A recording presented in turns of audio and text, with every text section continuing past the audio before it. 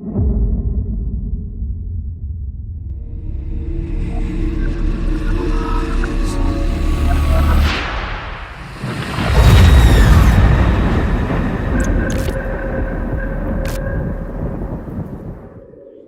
say his name. He can hear you.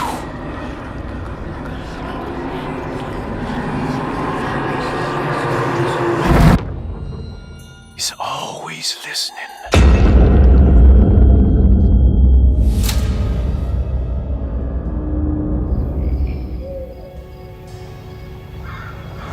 Last night I dreamt that my uncle hung himself in the attic, that we were too late. The house looked different, but it was still called Derceto. Definitely a weird place. Feels like I've been here before. I just can't think why. Let's not waste any time, Detective. Yeah, you're right. Let's go get your uncle, Miss Hartwood.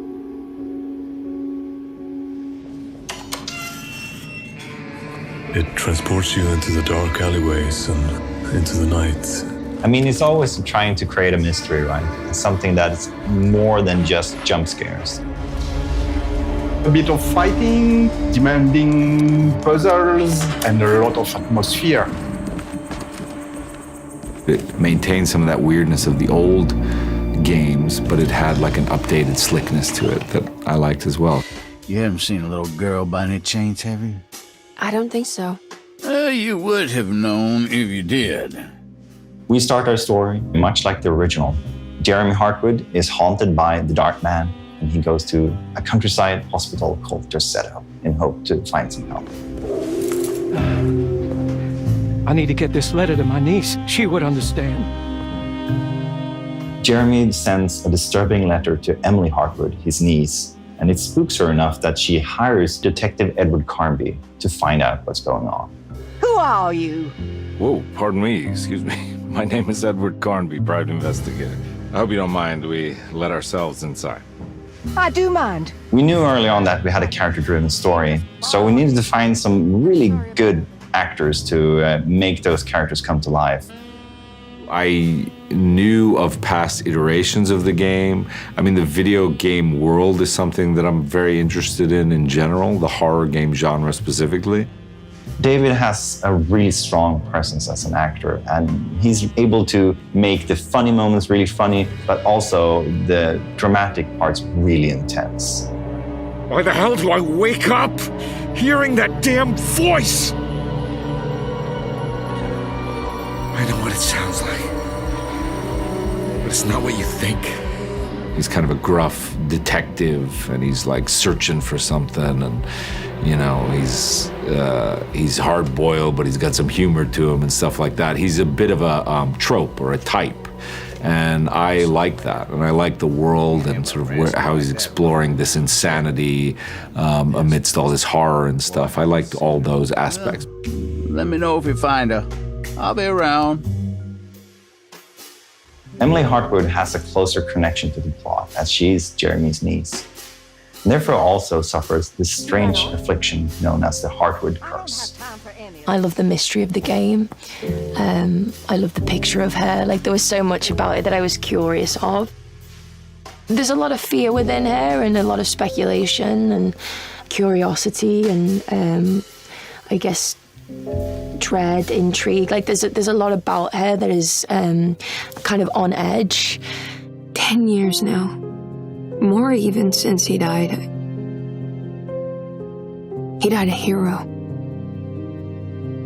Jodie's a fantastic actress, and she brings a lot of nuance to Emily as a character, and it really makes us sympathize with her. Who's in here? Show yourself.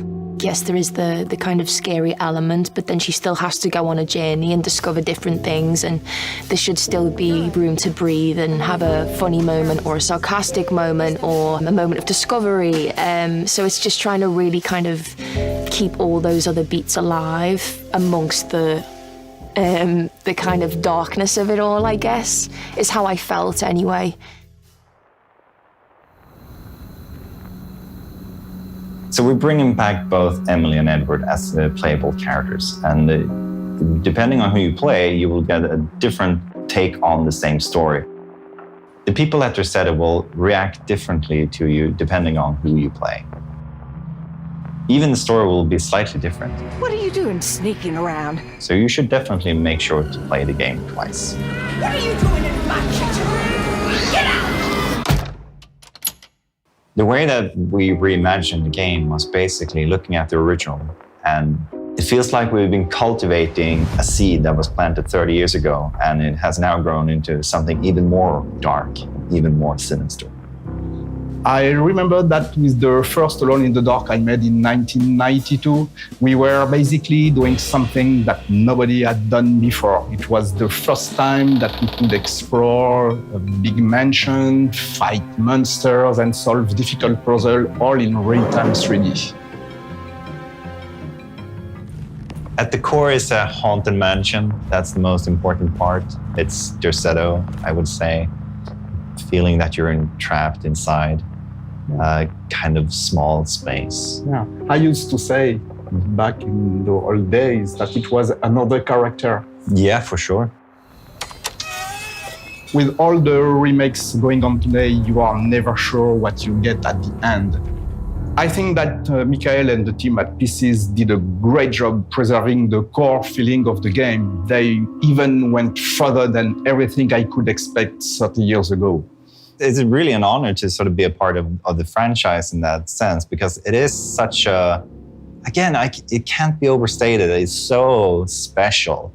It was such a new experience. As a fan of the original, I wanted to bring as much as I could into our version.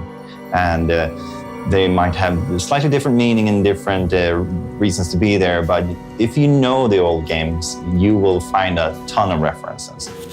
Do I know you from somewhere? I remember you, Mr. Carnby. I feel the franchise is in good hands now, and I can't wait to play the full game.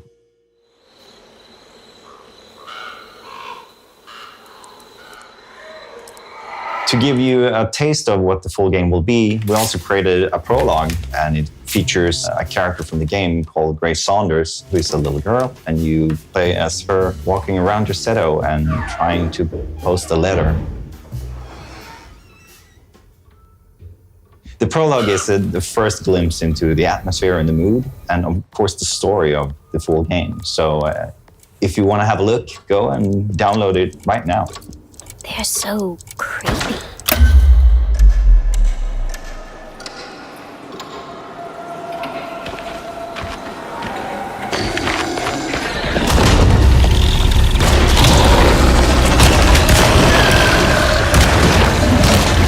Our combat is intense and tough, and you will need to use every bullet you can find.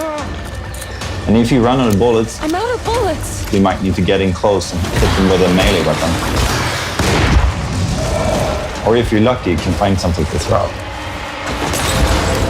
As mentioned before, your job is to find out what happened to Emily Hartwood.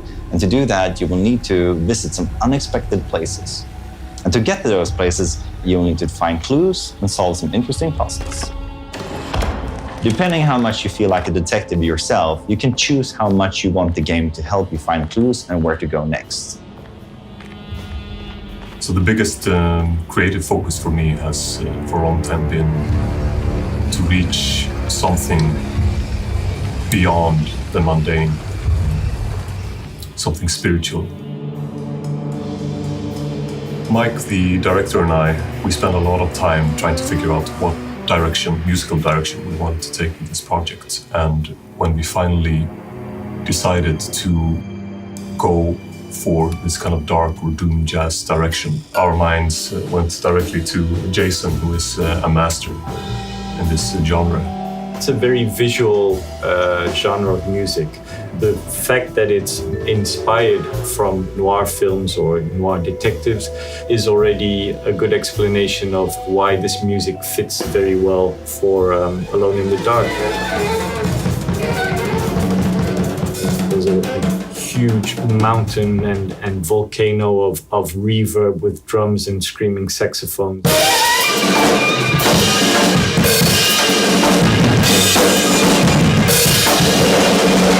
to this explosion of hair-rising horror and big chaos. As the player is drawn deeper into the game world, they will face off with the sinister presence known as the Dark Man. The Dark Man isn't real, Jeremy. There's nothing he can do to hurt you. How do you think any of this is happening? How do you still not trust my words? Fine. Then let me help. Don't be foolish. He will bury you next to me in his sunken temple for an eternity. Real or not, something is definitely corrupting the mind of Jeremy Hartwood. Something very, very dangerous.